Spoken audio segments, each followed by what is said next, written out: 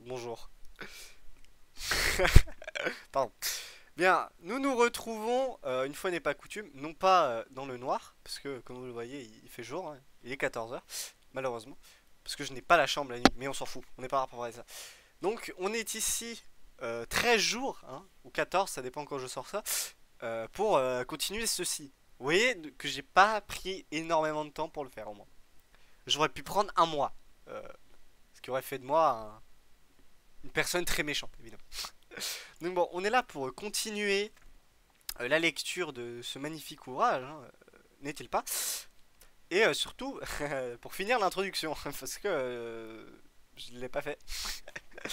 Bah, en fait, je me suis arrêté. En fait, on s'est arrêté au moment où il commence à marcher. Donc en fait, bah, c'est pas fini. Après. Donc voilà. Et on s'arrêtera au moment ah oui, voilà, où ça commence vraiment à parler philo. C'est-à-dire au moment où Phèdre commence vraiment son éloge à Eros. On reviendra sur ça évidemment la prochaine fois. Mais voilà, donc je suis désolé. Il y aura vraiment un, que dire, passage vraiment philosophique. Voilà, avec Socrate qui parle. Parce que bon, évidemment, il n'y a que Socrate pour parler de philosophie, hein, on le rappelle. C'est totalement faux. Mais bon, c'est vraiment le seul passage vraiment que je trouve intéressant dans le début, hein. Vraiment, il y a. Sur les. Combien? Ouais, 20 premières pages, c'est pas vraiment beaucoup, hein, on va pas se mentir. Donc bon, on va commencer pour éviter de faire trop long, parce que bon, déjà ça risque de faire entre 30 et 40 minutes. Donc bon, autant commencer maintenant, j'ai envie de vous dire. Sinon, vraiment, on a pour 3 heures. Bien, donc reprenons avec Apollodore qui parle suite à ce que Glaucon lui demande enfin de raconter le manga. Voilà comment, tout en marchant, nous nous entretenions de cet événement. De sorte que, tout comme je le disais en commençant, je ne suis pas si mal préparé à vous en informer. Si donc il me faut, à vous aussi, faire ce récit, allons-y. En tout cas, pour ce qui me concerne du reste, c'est un fait que parler moi-même de philosophie ou entendre quelqu'un d'autre en parler constitue pour moi, indépendamment de l'utilité que cela représente à mes yeux, un plaisir très vif. Excusez-moi. Quant au, Quant au contraire, j'entends d'autres propos, les vôtres en particulier, ceux de gens riches qui font des affaires, cela me pèse. Cela me pèse et j'ai pitié de vous, mes amis. Parce que vous vous imaginez faire quelque chose alors que vous ne faites rien. Donc, on a dans ce 173C une reprise de la première phase de l'ouvrage. Euh, ouais, je ne suis pas si mal préparé à vous en informer. Donc, la première phase de par quoi commencer le banquet, c'était j'estime n'être pas trop mal préparé à vous raconter ce que vous avez envie de savoir. Donc, ensuite, Apollodore, il s'adresse à un personnage inconnu, ou du coup des personnages, bon, ça dépend, hein, parce que c'est vous. Voilà, c'est si donc il me faut à vous aussi. Voilà, inconnu, ça peut être un comme plusieurs personnes. Et donc ensuite, il va parler de sa passion pour la philosophie. Et donc il explique qu'il apprécie autant parler de philosophie que d'écouter les autres personnes en parler. Et que cette activité lui procure une grande jouissance personnelle. Bon, en même temps, quand on est disciple de Socrate, c'est un peu normal, après tout. On rappelle que la philosophie permet d'atteindre le bonheur. Donc c'est logique. C'est logique. Enfin, un peu. Normalement. Bien. Donc suite à cela, donc, on apprend l'identité des personnages anonymes que nomme Apollodore via le vous, et c'est des marchands, des commerçants. Voilà. Et donc, il émet une critique à leur regard. Faut que j'arrête avec et donc, parce que sinon ça va vraiment devenir relou. Lui préfère écouter et parler de philosophie plutôt que se concentrer sur les discussions sur les affaires courantes ou sur la richesse. Ce que font généralement les commerçants et les marchands. Parce que ça peut lui paraître futile et sans intérêt. C'est vrai que euh, un philosophe ne va pas trouver de plaisir à parler de chiffres. Bon, à part si c'est de l'analytique, mais bon. Voilà. Il exprime également sa pitié envers ceux qui se concentrent sur ces sujets-là évidemment, suggérant peut-être qu'il considère la philosophie comme une activité plus noble ou plus élevée. Voilà, il dit quand même, voilà, alors que vous ne faites rien. Ça montre un... il est méchant, quoi. Voilà, on va pas se mentir. Je continue. Merde. Si je prends la bonne page, c'est mieux. En revanche, c'est sans doute moi que vous tenez pour malheureux, et j'estime que vous êtes dans le vrai en le pensant. Pour ma part, en tout cas, je n'estime pas que vous êtes malheureux. J'en suis convaincu. Tac, tac, tac. Est-ce que je continue plus bas? Anonyme. Tu es toujours le même, Apollodore. Toujours à t'accuser et t'excuser. À t'accuser et à accuser les autres, je vais arriver. Et tu me donnes l'impression de penser que, Socrate excepté, absolument tous les hommes sont des misérables, à commencer par toi. D'où peut venir ton nom de fou furieux, pour ma part, je l'ignore. Ah, retournement d'argument par rapport à ce qu'on avait. Cette fois, il parle du point de vue des marchands, simplement, qu'il le considère malheureux, lui en tout cas, et c'est également ce que pense Apollodore de lui-même. Car dans le socratisme, bon, ça n'existe pas, hein, mais bon, on va dire que c'est le truc qui regroupe les idées de Socrate. Voilà, ça va à peu près. En fait, ça n'existe pas. Mais non, pardon. Bah, dans le socratisme, seul le sage est heureux. Donc, même si en tant qu'élève de celui-ci, tu tends vers la sagesse, voilà. Alors, ceci vient un peu de moi, mais j'ai l'impression que ça s'y réfère. Je rappelle que dans le Ménon, on a la théorie de la réminiscence, parce que voilà, on rappelle, voilà, le corps c'est le tombeau de l'âme, le soma sema, hein, et quand on meurt, on va dans le monde des idées, si on a été sage, hein, voilà, qu'on va pas en enfer parce que notre âme était capacée. Bref, voilà, quand on meurt, voilà, si on a acquis les connaissances, non, quand on meurt, on va dans le monde des idées, l'intelligible, on fait ce qu'on appelle la contemplation, et on se réincarne généralement en soi, si je dis pas de bêtises, ou en autre humain, et on perd tout ce qu'on vient de voir, mais euh, les idées sont quand même rentrées dans le cerveau, et du coup, on, on tend vers ce qu'on a vu, donc le bien, donc la sagesse, donc tout ça. Voilà. C'est ce que je comprends quand il dit que seul le sage est heureux, et que lui tend vers la sagesse. Ouais, je sais pas si ça peut se référer, mais j'ai l'impression que ça y venait. Sachant que le Ménon, il vient je vais y arriver. Le Ménon, il est publié avant le banquet. C'est moins 185, si je dis pas de bêtises. Ça doit être quelque chose comme ça. On est plus autour des moins 400, 410, je crois, qu'autre chose. Donc c'est pour ça que je m'y suis référé. Mais je suis pas sûr.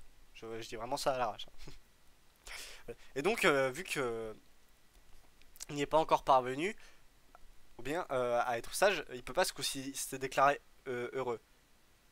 Mais en tout cas, lui, il est sûr que les marchands, ils peuvent pas l'être. Voilà. Euh, tac, tac, tac. Ah oui.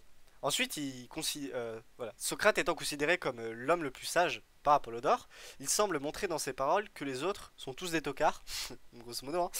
Lui le premier, puis il parle de son surnom. Pourquoi? Voilà, j'ai pas trouvé d'explication, hormis le fait que ce soit un rapport à ce qu'il dit. Voilà. Et le fait qu'il soit agressif. Ah oui, non, ça c'est dans le 173. Pardon. Faut que je vous le lise. Vite fait, quand même. Parce que là, j'allais quand même empiéter. N'en reste pas moins que dans les propos que tu tiens, tu ne changes pas. Toujours agressif contre toi-même et les autres, à exception de Socrate. Apollodore. Très cher ami, c'est mon opinion sur moi-même et sur vous autres qui fait que je passe pour fou furieux, pour à côté de la plaque. Anonyme. Ce n'est pas la peine, Apollodore, de nous disputer là-dessus à l'heure qu'il est. Fais plutôt ce que précisément nous t'avons demandé. Ne te dérobe pas, mais rapporte les discours qui furent prononcés. Donc, tic tic tic tic tic tic tic. Voilà, donc son surnom, il viendrait donc, parce que j'avais pas fini, de le fait qu'il soit toujours agressif envers les autres et lui-même. Et, et même s'il n'élève de Socrate que depuis peu de temps, 3 mois, si je dis pas de bêtises à ce moment-là, son comportement il change pas alors qu'il est le disciple de l'homme le plus sage.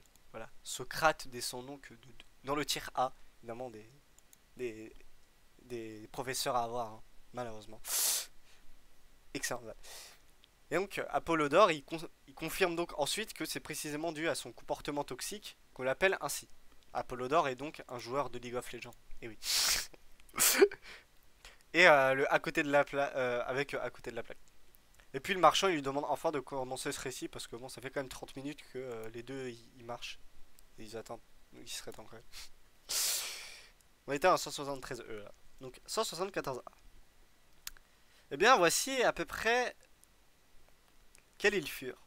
En fait, il vaut mieux que je reprenne le récit à partir du début, et que je m'efforce de jouer pour vous, à mon tour, le rôle du narrateur. Je tombe Aristodème. Je tombais en effet, me dit-il, sur Socrate qui venait du bain et qui portait des sandales, ce qu'il ne faisait que rarement. Je lui demandais où il allait pour cette fait si beau, et lui de me répondre. Donc là, alors Apollodore ne disparaît pas, si je dis pas de bêtises, il réapparaît un peu plus tard, mais on entre véritablement, enfin, dans le banquet. Ça a pris 4 pages, non, 7. Et à partir de maintenant, euh, Apollodore va quasiment ne parler qu'au travers du coup des yeux de Aristodème. Parce que c'est Aristodème qui a raconté ça à Phénix, oui, fils de Philippe, je crois. Oui, voilà. Donc à partir de ce moment-là, on voit ce qu'a vu Aristodème. Voilà. Tac, tac, tac, tac. Alors, est-ce que j'avais fini de le lire? Ouais. Donc oui. Apollodore commence le récit du récit donc d'Aristodème. Et c'est par ailleurs la fin de l'histoire. Non, du coup c'est pas la fin de l'histoire pour Apollodore, j'ai dit la même. Glaucon par contre, je crois que oui. Alors le bain que décrit Aristodème, ça fait référence, ça renvoie à une douche personnelle. euh, bon, on pourrait dire les termes, c'est on emploie un terme romain à peu près équivalent. On apprend que Socrate il porte rarement des chaussures. Donc ça montre qu'il aimait que pour des grands événements. Voilà. Rien de plus à rajouter pour cela. J'ai dit qu'il n'y avait pas grand chose d'intéressant. Bien. Je vais souper chez Socrate. Je vais souper chez Agathon. Hier, en effet, je me suis abstenu d'aller à la fête donnée pour célébrer sa victoire, car je craignais la foule. Mais j'ai promis d'être là aujourd'hui. Voilà bien pourquoi je me suis fait beau, car je désire être beau pour aller chez un beau garçon. Mais toi, au fait, poursuivit-il, que penserais-tu de venir souper sans y avoir été invité? Oula. Aristodème. Je ferai comme tu voudras, répondis-je. Donc Socrate lui dit qu'il va grailler chez Agathon, car il n'avait pas envie d'y aller le jour d'avant celui-ci, le jour où Agathon il a gagné son concours et qu'il a fait une fête, hein, parce qu'il n'avait pas envie il avait pas envie de voir des gens. Donc il propose à Aristodème de venir, et il vient. D'ailleurs, faut m'expliquer comment ça se passe quand t'as un invité de dernière minute qui arrive dans la Grèce antique, en mode c'était pas prévu. Voilà. Ah oui, et d'ailleurs le terme beau garçon que Socrate utilise, ça a une connotation, enfin, ça fait référence à un désir sexuel en grec, dans la manière dont ça a été traduit. Voilà. Tac tac tac tac. Socrate. Dans ce cas, suis-moi, dit-il. Ainsi nous ferons en le transformant mentir le proverbe qui dit au festin des gens de bien se rendent sans y avoir été invités les gens de bien. Homère court le risque non seulement d'avoir fait mentir le proverbe, mais aussi de l'avoir traité avec arrogance. En effet, après avoir décrit Agamemnon comme un homme de première qualité à la guerre, et Ménélas au contraire comme un guerrier sans nerfs, il s'arrange, le jour où Agamemnon offre un sacrifice et un repas, pour faire venir Ménélas au festin sans qu'il y ait été invité, le moins bon venant à la table du meilleur. On est bien en 74. Voilà. Donc Socrate, il propose à, à Aristodème, j'ai écrit à n'importe quoi, de suivre son idée de faire mentir le proverbe selon lequel les gens de bien, euh, donc les bonnes personnes quoi, voilà, il n'y a pas vraiment d'autre traduction que bah les gentils, si vous voulez, vont de leur propre mouvement au festin de Agathon. En gros, en fait, tant que t'es sympa, tu peux venir. Voilà. Tu vas comme ça. C'est open bar. Si on peut vraiment résumer comme ça. Ensuite, Socrate fait référence au fait que Homère, dans l'Iliade, a montré que Mélénas, le moins habile des guerriers, avait été invité au festin donné par Agamemnon, le plus habile d'entre eux. Ainsi, Socrate suggère que l'ordre social établi n'est pas toujours respecté et que parfois, les individus peuvent briser les règles sociales, les conventions pour poursuivre des objectifs plus élevés, comme la vérité et la sagesse. En cela, il propose une vision alternative de la société et des valeurs qui la sous-entendent. C'est quand même fabuleux. Tout ce qu'on peut tirer avec juste une référence. Incroyable. 174D. Aristodème. À ces mots, dit Aristodème, je répondis. Je vais sans doute moi aussi prendre un risque, mais non pas celui que tu évoques, Socrate. Je crains plutôt, comme chez Homère, d'être, comme chez Homère, l'homme de rien qui se rend au festin offert par un homme de distinction, sans y avoir été invité. Si tu m'y amènes, c'est donc à toi de voir quelle excuse trouver. Car moi, je ne vais pas avouer que je suis venu sans invitation. Je dirais plutôt que c'est par toi que j'ai été invité. Lorsque l'on chemine à deux, on va plus loin sur la route. Nous délibérons sur ce que nous allons dire. Allons, en route. Après avoir échangé ce genre de propos, poursuivait-il, ils se mirent en route. Oui, voilà. Le risque ici que prend Aristodème et Socrate, c'est de faire mentir le proverbe. Aristodème, il se considère, si on reprend le parallèle avec que Socrate a donné, c'est le moins habile des guerriers, pour faire référence au proverbe. Voilà. Tandis qu'il va au banquet avec l'homme le plus distingué, le sage, entre guillemets. Donc. Voilà. Ils se demandent donc quelle excuse ils vont trouver pour le faire rentrer. Ah oui, et puis on a une référence à l'Iliade qui correspond au moment où Diomède demande à Nestor à être accompagné par quelqu'un pour pénétrer dans le camp ennemi. Bon, en gros, ça décrit la façon dont Socrate et Aristodème vont se rendre chez Agathon. Voilà, lorsque l'on chemine à deux, on va plus loin sur la route. Voilà. Bon. Rien de très particulier. Or, chemin faisant, Socrate, l'esprit en quelque sorte concentré à lui-même, avançait en se laissant distancer. Et, comme je l'attendais, me recommanda de continuer à avancer. Quand je fus arrivé à la demeure d'Agathon, je trouvai la porte ouverte. Je me trouvais dans une situation quelque peu ridicule. En effet, un de ses serviteurs qui se trouvait à l'intérieur vint aussitôt me chercher pour me conduire dans la salle où les autres convives étaient étendus sur des lits. Je les trouvai sur le point de souper. Dès qu'Agathon m'aperçut, il m'interpella en ces termes. Agathon. Aristodème, tu arrives à point pour souper avec nous. Si tu es venu pour autre chose, remets cela plus tard. Car hier, justement, je t'ai cherché pour t'inviter, sans parvenir à te trouver. Mais Socrate, comment se fait-il que tu nous ne l'amènes pas? Aristodème. Je me retourne, racontait Aristodème, et je constate qu'effectivement Socrate ne m'a pas suivi. J'expliquais donc que c'est bien avec Socrate que j'étais venu souper, que c'était donc lui qui m'avait invité à souper.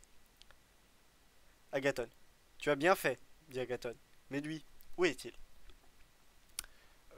Donc Aristodème arrive seul chez Agathon, parce que Socrate, comme d'hab, réfléchit, hein, comme à sa grande habitude, et il pensait à quelqu'un qui est dans les nuages, voilà, plutôt, voilà, et qui observe le paysage, voilà, et qui prend vraiment 70 ans à faire 25 mètres. Ça ressemble à peu près à ça. Bien. Et donc Socrate, il se fait... Aristodème, il se fait accompagné par un serviteur. Alors, jusqu'à la salle où il y a le banquet. Et alors, j'ai pas trouvé... Enfin, je sais pas si vous savez, mais chez les Romains, le fameux cliché avec les gens sur des espèces de couchettes, sur des espèces de canapes, de sofas coupés en deux, on va dire, parce que j'ai pas vraiment d'autres moyens de le dire, à mon avis. Voilà, l'image de César qui bouffe des raisins, quoi, chez Cléopâtre, c'est à peu près ça. Ouais, alors j'ai trouvé un équivalent grec au mot, latin plutôt, le triclinium, voilà. Et donc, ça c'était le nom romain, pardon. Et en Grèce antique, ils appellent ça le symposium, si je le prononce à peu près.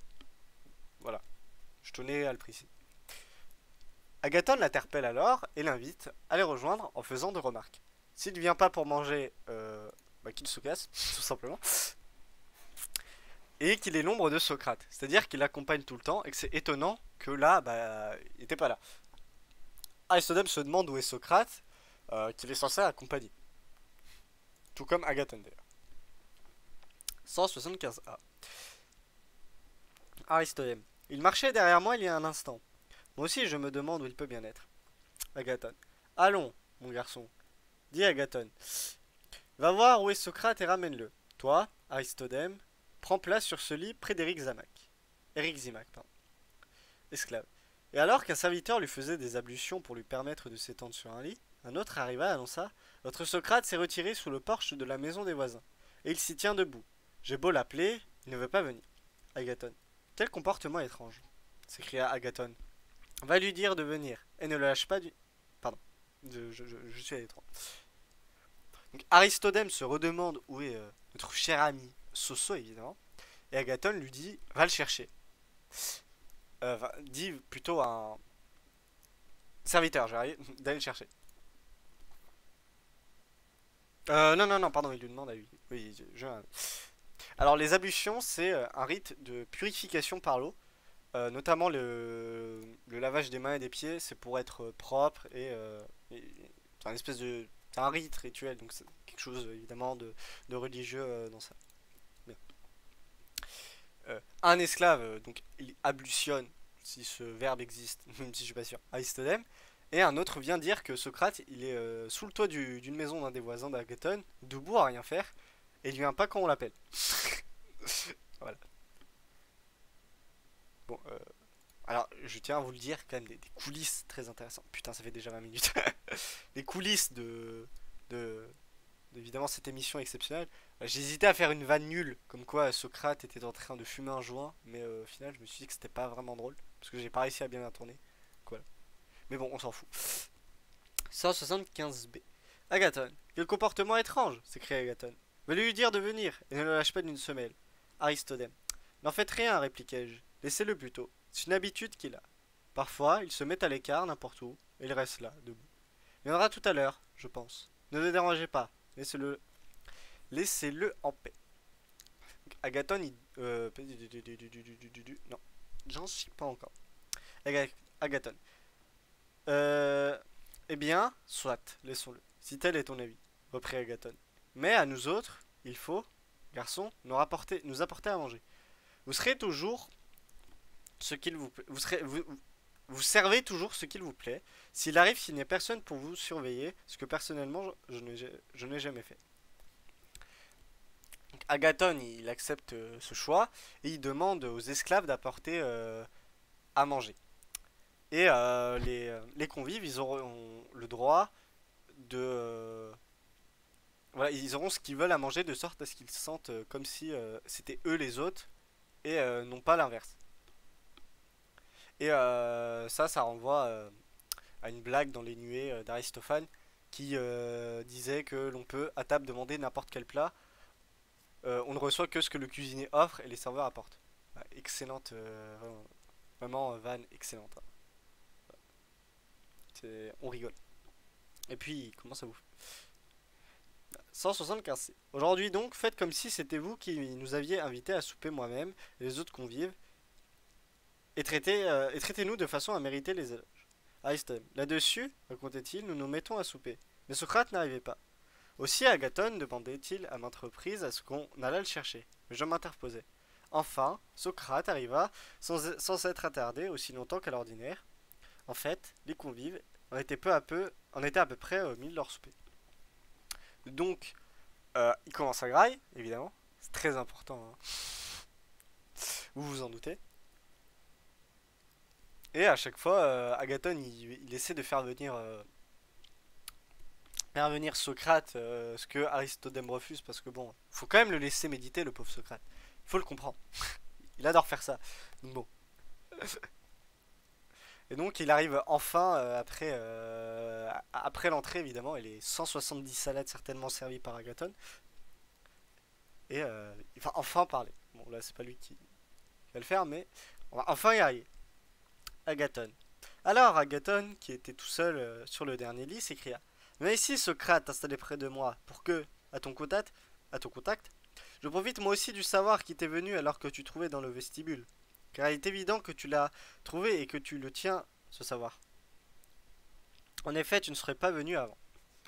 Agathon demande à Socrate de venir s'installer près de lui, ce à quoi... Non, non, non. Voilà, j'ai arrivé. Agathon demande à Socrate de venir s'installer pour lui inculquer ce à quoi il pensait chez les voisins. Sa venue montre qu'il a terminé sa recherche sur le sujet qu'il veut aborder. Socrate. Ouais, et là, on arrive enfin au passage intéressant d'aujourd'hui. Voilà, vraiment. Oh putain, j'avais oublié que j'avais écrit tout ça. Ça va, il nous reste 6 pages. C'est bientôt fini, désolé. Et ça fait déjà 25 minutes. C'était vraiment trop bien. Socrate s'assit et répondit. Ce serait une aubaine, Agathon, si le savoir était de nature à couler du plus plein vers le plus vide. Pour peu que nous nous touchions les uns les autres, comme c'est le cas de l'eau qui, par l'intermédiaire d'un brin de laine, coule de la coupe, la plus pleine vers la plus vide. S'il en va ainsi du savoir aussi, j'apprécie beaucoup d'être installé sur ce lit à tes côtés, car de toi, j'imagine, un savoir important et magnifique coulera pour venir me remplir. Le savoir qui est le mien doit avoir peu de choses, voire quelque chose d'aussi illusoire qu'un rêve, comparé au tien qui est brillant et qui a un grand avenir. Ce savoir qui, chez toi, a brillé avec un tel éclat dans ta jeunesse, et qui, hier, s'est manifesté en présence de plus de 30 000 Grecs. Bien. Alors, on a l'image d'un vase rempli d'eau. L'eau qui représente le savoir, qui se déverse dans un vase vide. Ça renvoie à l'image de l'éducation avec un adulte empli de connaissances qui les transmet à son enfant. Cette image, elle montre que la transmission du savoir, c'est un processus interactif qui implique certaines réceptivités de la part de celui qui apprend, ainsi qu'une certaine générosité et disposition à partager de la part de celui qui enseigne. Voilà. C'est vraiment, ça c'est le truc le plus intéressant pour l'instant. Hein. Voilà. Bon, c'est pas ouf, mais en vrai c'est bien. Voilà. Ça montre que... Ah, bon, après l'image du savoir qui se vide, c'est bizarre parce que bon, quand tu apprends ton savoir, tu ne le perds pas. Ce qui est bizarre, mais l'image est tout de même intéressante. En fait, elle serait mieux si c'était un vase avec de l'eau infinie en fait, et que tu verses comme ça. Là, ça aurait un peu plus de sens. Ça. Mais voilà ce que ça raconte. Donc ensuite, Socrate il dit que Agathon a un magnifique savoir à lui transmettre, car elle reconnaît son succès d'hier de sa pièce, admet que le propre savoir de Socrate est illimité, voire inexistant, comparé à celui d'Agathon, qui est capable de se développer davantage. Ce que je doute fortement. Hein. On rappelle que Socrate a un ego énorme, hein, et que dans la plupart des dialogues de Platon, c'est juste... non mais tu sais, ce que tu penses, c'est des conneries en fait. En fait, moi je vais t'apprendre la vie. Donc bon, j'en doute réellement. Hein. Mais bon, Socrate est peut-être modeste, je ne sais pas. Hein bon. Agathon rétorque en disant qu'on s'occupera de départager leur savoir plus tard. Ah oui. Parce que j'avais... Effectivement, je n'avais pas fini ça. Tu es insolent, Socrate, répliqua Agathon. Toi et moi, nous ferons valoir nos droits au savoir un peu plus tard, en prenant Dionysos pour juge. Mais pour l'instant, occupe-toi de souper. Voilà. Donc, s'occupera de départager leur savoir plus tard. L'invocation de Dionysos, elle est là parce que c'est le dieu du vin et celui en l'honneur duquel les tragédies sont jouées. D'où son rôle de juge. Bien. 176a. Là-dessus, racontait Aristodème, Socrate s'allongea sur le lit et lorsqu'ils eurent fini de souper, lui et les autres, on fit des libations, on chanta à l'honneur du dieu et après avoir fait ce qu'on a coutume de faire, on se préoccupa de boire. Je vais y arriver. Bien. Alors, donc ils mangent et après avoir mangé, ils font des ablutions. Alors, je vais prendre la note tout de suite parce que c'est quand même assez long à expliquer. Hein. Là, 60. Tac, tac, tac, tac. Bien. Alors, c'est un rite qui consiste à verser du vin sur le sol en offrande aux dieux avant, à- avant de, avant de servir à manger. Le libation est un acte rituel très ancien dont portent déjà les témoignages les poèmes homériques, et qui consiste à verser du vin sur le sol en offrande aux dieux avant de se servir. Au cours du banquet, la pratique des libations obéit à des règles. Une partie du premier cratère, le vase, est offerte à Zeus et aux dieux olympiens. Une partie du second au héros et une partie du troisième à Zeus Teleios, c'est-à-dire celui qui est au terme. On peut aussi offrir la première libation à l'Agathos Daimon et la dernière à Hermès. Chaque participant peut, pour sa part, offrir autant de libations qu'il le désire au dieu qu'il souhaite honorer. Invocation et libation constituent des actes indissociables. Une coupe est remplie, elle passe de main en main chez les participants qui formulent à tour de rôle une prière. Voilà ce que c'est. Où j'en étais? Parce que bon. Alors, puis il chante. Parce que oui. Puis il chante un chant de salution qui est une sorte de P1. Donc c'est une invocation rythmée et solennelle. Généralement en l'honneur d'Apollon, mais ici c'est en l'honneur de Dionysos. Et après avoir fait ces ablutions, donc ce qu'ils avaient coutume de faire, après donc les ablutions et péants, on a, euh, on a la dernière étape d'un banquet. Car, bon, c'est vrai que je ne l'ai pas dit, mais un banquet ça se décompose en deux parties. La partie où on mange, le deipnon, et un temps où on boit, le symposium. Et là, ils vont boire. Voilà ce que ça raconte. Pausanias. Or, racontait Aristodème, ce fut Pausanias qui le premier prit la parole, et qui tint à peu près ce discours. Eh bien, mes amis, comment allons-nous faire pour boire sans avoir trop de problèmes? En ce qui me concerne, je dois vous avouer que je ne me sens pas très bien après ce que j'ai bu hier, et j'ai besoin d'un répit.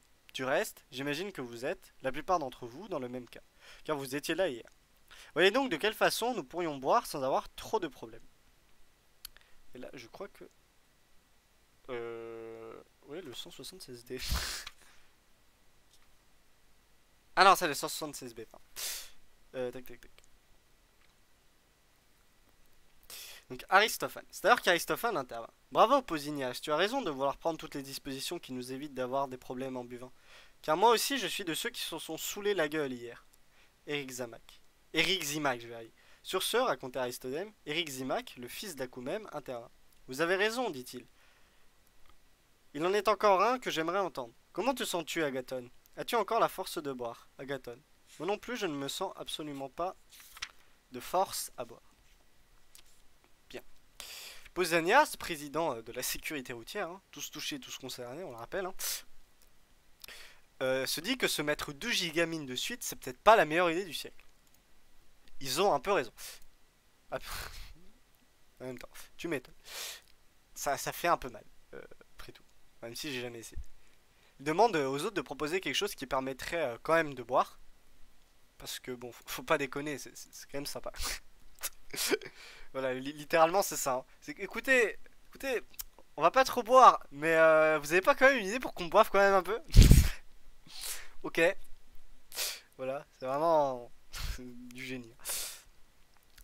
Donc c'est d'ailleurs une allusion comique à Aristophane avec le bourré gueule qui est, euh, qui est d'accord avec Pausanias. Euh, D'ailleurs, Eric Zamak il demande à Agathon s'il peut encore tenir le concours de shooter qu'ils avaient prévu. Hein, parce qu'après tout, c'est ça. À mon avis, c'est l'after après. Il se déchire la vodka. À mon avis. Et Agathon, il dit non. Bien. 176, c'est. Oh putain. J'ai oublié que c'était long. Oui, je m'arrête ici. Quelle chance, me semble-t-il, reprit Eric Zimac. Ce serait pour nous, c'est-à-dire pour moi, pour Aristodème, pour Phèdre, et pour les autres qui sont ici, que vous, pour ce qui est de boire, avaient le plus de capacité. Ayez maintenant renoncé à le faire.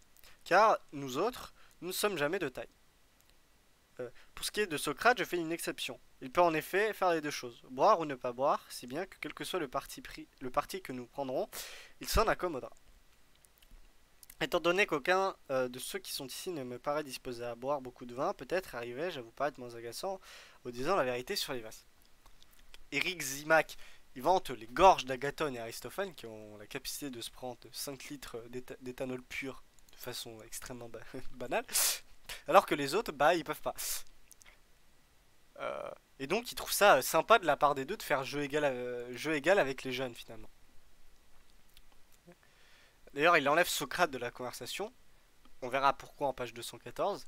Parce que Socrate suit la vibe. Donc, que ça se la mette ou non, bah, il fait comme tout le monde. Ensuite, Eric Zimac, il veut nous apprendre la vérité sur la bonne cuite. On pourrait dire, finalement.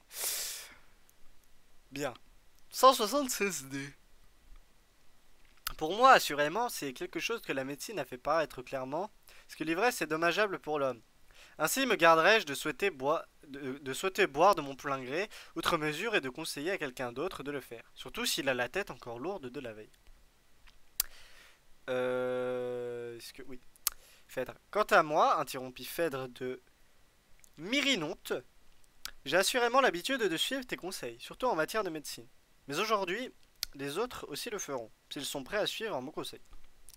Donc on l'apprend stupéfait évidemment de la part d'Eric Zima que boire c'est pas bien. Voilà, merci, vraiment on n'y aurait jamais pensé. Et conseiller de boire quelqu'un, c'est pas bien aussi. Et de se défoncer la gueule 2 soirs de suite, c'est pas bien aussi.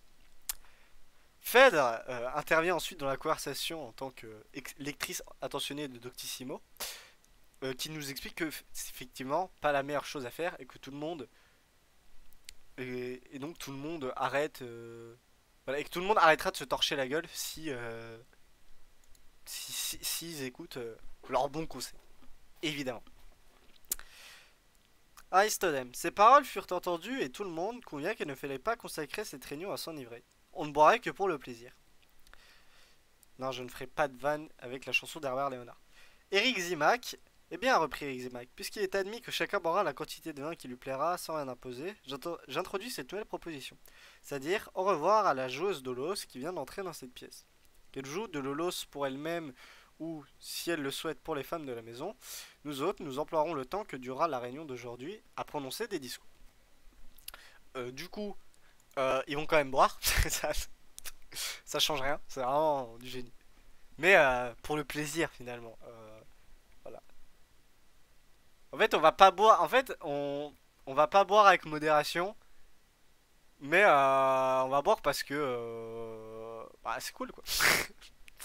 Vraiment, en fait, résumé parfaitement avec les mots d'aujourd'hui, c'est vraiment comme ça. Ça me fait beaucoup de rire alors que c'est vraiment nul à chier, hein. Ah, ah oui, d'ailleurs, le fait de boire beaucoup lors du symposium, donc le deuxième phase du banquet, c'est plus une obligation sociale que le plaisir. D'où ce monologue d'Eric Zima. Alors Eric Zema qui vire les Zolos, donc c'est des esclaves musiciennes qui sont là pendant le symposium, qui servent également de partenaires sexuels. Le focus est mort, c'est pas grave. Et les femmes de maison, c'est généralement les personnes qui étaient liées. Enfin, les femmes qui étaient liées. Qui n'étaient pas esclaves, du moins. Tac, tac. Et pour 77A. Et pour savoir sur quel sujet portent ces discours, je puis, si vous le souhaitez, vous faire une proposition. Toujours avec Zémac qui parle. Aristodème. Tous déclarèrent qu'ils étaient d'accord, raconta Aristodème. Et ils l'invitèrent à faire sa proposition. Et Zémac. Je vais arriver. Je bégaye. Eric Zémac reprit donc. Eric Zimac. J'emprunte les premiers mots de ce que j'ai à dire de la Ménalype d'Euripide. Non, il n'est pas de moi le discours que je vais tenir, mais de Phèdre ici, présent. Effectivement, c'est vite. Donc le temps restant du banquet, ils vont parler, mais reste à savoir de quoi. Ils sont tous ok pour ça. Et, et Aristodème, il demande à... Non, non, et du coup, il... Je vais y arriver. Je vais y arriver. Et il demande du coup à Eric Zemac de quoi il veut parler. Il commence son monologue par une citation de Mélanie Plassage pour, pour nous dire que ce qu'il va expliquer vient de faire. Du génie. En effet, Fed ne manque pas une occasion de me dire avec indignation: Eric Zimac, n'est-il pas intolérable que pour d'autres dieux, les poètes aient composé des hymnes et des péans, alors que, en l'honneur d'Eros, qui est un dieu si ancien et si grand, jamais un seul poète, parmi un si grand nombre, n'a composé le moindre éloge? Tourne par ailleurs tes regards, si tu le préfères, vers les sophistes qui comptent. Ils écrivent en prose des éloges en l'honneur d'Héraclès et d'autres dieux. C'est le cas de l'excellent Prodicos. Et ceci encore n'est pas trop extraordinaire. Ne suis-je pas tombé sur un texte écrit par un savant homme où il était question de sel, dont on faisait une extraordinaire éloge pour son utilité? Bien d'autres réalités du même ordre ont fait l'objet d'un éloge. Phèdre trouve étonnant qu'on ait des péons, on rappelle que c'était pour Apollon, et des hymnes pour tous les dieux sauf Eros. De là, on a une critique de la part d'Eixema qui explique que même chez les sophistes qui écrivent en prose, continuation de l'opposition poète et sophiste évidemment, des poèmes même sur le sel. Bon, ça c'est de la part de Polycrate. Mais rien pour Eros. Ce qui est bizarre. Sachant que c'est quand même un dieu important. 176. On s'est donc donné beaucoup de peine pour célébrer des réalités de ce genre, mais, jusqu'à ce jour, il ne s'est trouvé aucun être humain pour oser consacrer à l'amour l'hymne qu'il mérite. Voilà comment on néglige un dieu aussi important. Je crois que Phèdre avait raison de parler ainsi. Pour ma part, je désire donc faire plaisir à Phèdre en lui apportant ma contribution. Et il me semble que, par la même occasion, nous qui sommes ici, devons en profiter pour célébrer la divinité. Aixémaque est donc indigné également par le fait que tout le monde a eu son heure de gloire en poésie, chant, etc., sauf l'amour. Et il y a un non-intéressement à ce dieu, comme le pense Phèdre et Éric Zimac. Il propose donc de réparer cette injustice en parlant d'Eros.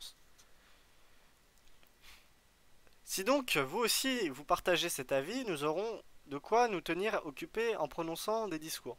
J'estime en effet que chacun d'entre eux, en allant de la gauche vers la droite, devrait prononcer un discours qui soit un éloge à l'amour, le plus beau possible. C'est Phèdre qui parlera en premier puisqu'il occupe la première place et qu'il est le père de ce discours. Ok, c'est bon.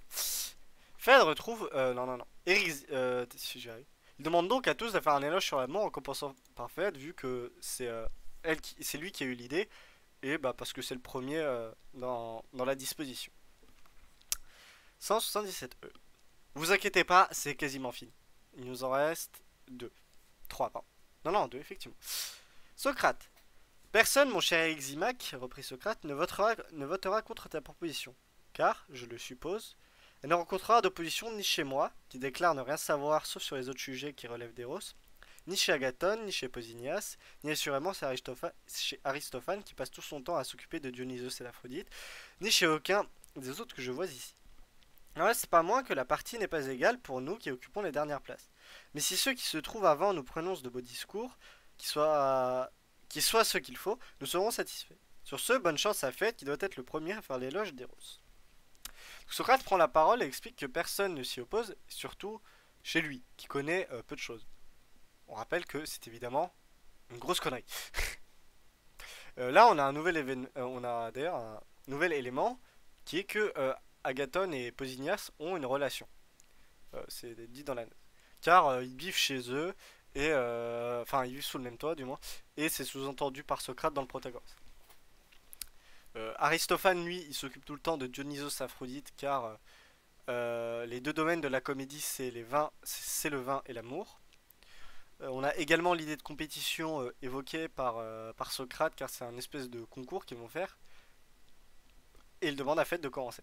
Alors concours parce que alors je crois que c'était au Moyen-Âge Moyen-Âge ou Renaissance où on s'affrontait sur des vers, on piochait des mots et on devait faire un poème dessus, je crois. Non, enfin ça m'y fait penser du moins.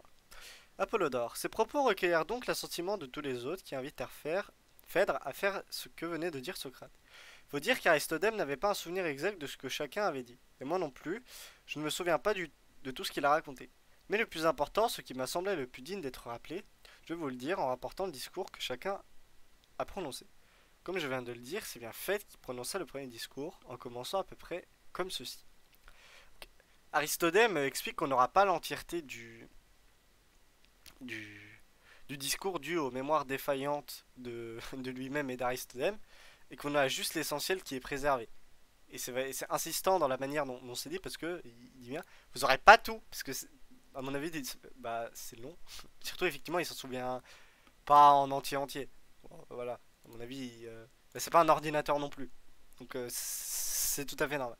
En fait, on aura le, la thèse et les arguments essentiels à ce que chacun va dire, finalement. Bon, et bah... On a enfin fini. Parce que là, c'est la fête de parler. Donc voilà, ça a duré 45 minutes. Quoi? Ah d'accord. Ah bah très bien. Oh putain, mais c'est pas vrai. Ça commence. Mais quand ça va être quand mais une page, ça va durer 20 heures. C'est vraiment la meilleure idée du monde que j'ai eu de faire ça. Bon, pas de conclusion évidemment, parce que bah ça sert pas à grand chose. Voilà, à part que il faut retenir le truc du vase qu'a dit Socrate, bah pas grand chose d'intéressant. Et que boire, c'est pas bien aussi. Voilà, c'est les deux seules choses qu'il faut retenir pour l'instant. On n'a pas grand chose. Bon, la prochaine fois, je sais pas je sais pas jusqu'où on va aller parce que bon, si je reprends mon truc, on est à la page 97. Il y a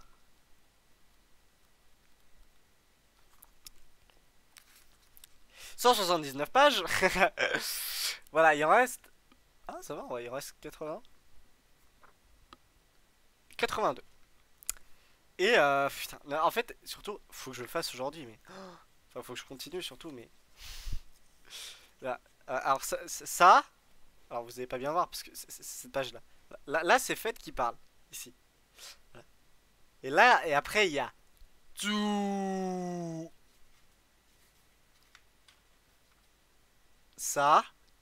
Et il y en a encore derrière, je crois. Voilà, ça va jusqu'à là. Voilà.